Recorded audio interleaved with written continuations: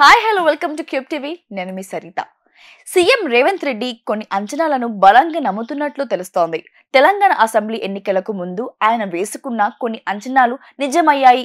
అందుకే కాంగ్రెస్ అధికారంలోకి వచ్చింది. కానీ ఇప్పుడు అధికారంలోకి వచ్చన్న తర్వాత ఆయన వ్యూహాలు మార్చుకోవాలి. ఈ 5 ఏళ్లు అధికారంలో ఉంటామని హ్యాపీగా ఫీల్ అవ్వడం కాదు, మరో 5 ఏళ్లు కూడా మనమే ఉండాలంటే ఏం చేయాలనే దానిపై నిర్ణయాలు తీసుకోవాలి. అంతేగాని గతంలో జరిగిన దాని ట్రెండ్ గా ఫీల్ అయిపోయి ఎలాగూ మనమే వస్తాంలే అనుకుంటే మాత్రం పొరపాటే. నిన్న ఆయన ఢిల్లీలో మీడియాతో మాట్లాడుతూ కొన్ని ఆసక్తికర వ్యాఖ్యలు చేశారు. అదేంటంటే తెలంగాణలో 10 ఏళ్లకు ఒకసారి అధికారం మారుతుందని, ఏపీలో మాత్రం 5 ఏళ్లకు ఒకసారి మారుతుందని, ఈ ట్రెండ్ ఇప్పుడు కూడా నడుస్తోందని ఆయన చెప్పుకొచ్చారు. ఆ లెక్కన మరో 5 ఏళ్లు కూడా అంటే 2029 ఎన్నికల్లో కూడా కాంగ్రెస్ అధికారంలోకి వస్తుందని ఆశాభావం వ్యక్తం చేస్తున్నారు. ఇదే ఇప్పుడు ఆయన అంచనా సామర్థ్యాన్ని బయట పెడుతోంది. తెలంగాణ ఏర్పడి కేవలం 10 ఏళ్లు అవుతోంది.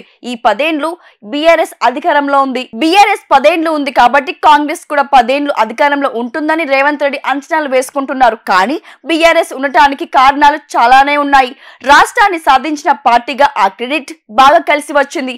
పైగా కొత్త రాష్ట్రంలో మొదటి 5 ఏళ్లు చాలా పనులు బీఆర్ఎస్ చేసి చూపించింది. ఉమ్మడి ఏపీలో ఉన్నప్పుడు చేసిన పనులకు, తెలంగాణ వచ్చిన తర్వాత చేసిన పనులకు చాలా తేడా ఉండడంతో తెలంగాణ ఇందుకే కదా కోరుకున్నాం అనేలా చేసి చూపించారు కేసీఆర్. దాంతో పాటు 2018 ఎన్నికల్లో చంద్రబాబుతో కాంగ్రెస్ కూటమిగా ఏర్పడడంతో అప్పుడు తెలంగాణ సెంటిమెంట్ ను బలంగా వినిపించారు కేసీఆర్. అందుకే రెండోసారి భారీ మెజారిటీతో గెలిచారు. కానీ రెండో దఫాలో బీఆర్ఎస్ సెంటిమెంట్ ను పక్కన పెట్టి రాష్ట్ర అభివృద్ధిపై ప్రజలు ఆలోచించి నిరుద్యోగ సమస్యలు బలంగా మారి బీఆర్ఎస్ ను అధికారంలో నుంచి దించేసింది. ఇప్పుడు కాంగ్రెస్ తెలంగాణ తెచ్చిన క్రెడిట్ లేదు. పైగా బీఆర్ఎస్ ఏ సమస్యలను అయితే పరిష్కరించలేదో వాటిని ఇప్పుడు కాంగ్రెస్ కూడా పరిష్కరించకపోతే మాత్రం వచ్చే 2029 ఎన్నికల్లో కాంగ్రెస్ దిగిపోవడం ఖాయమంటున్నారు రాజకీయ నిపుణులు. కాబట్టి బీఆర్ఎస్ ను ఓడించిన కారణాలు తెలుసుకొని వాటిని పరిష్కారం కోసం కృషి చేస్తేనే వచ్చే ఎన్నికల్లో కాంగ్రెస్ గెలిచే అవకాశాలుంటాయని రేవంత్ గుర్తుంచుకోవాలంటున్నారు.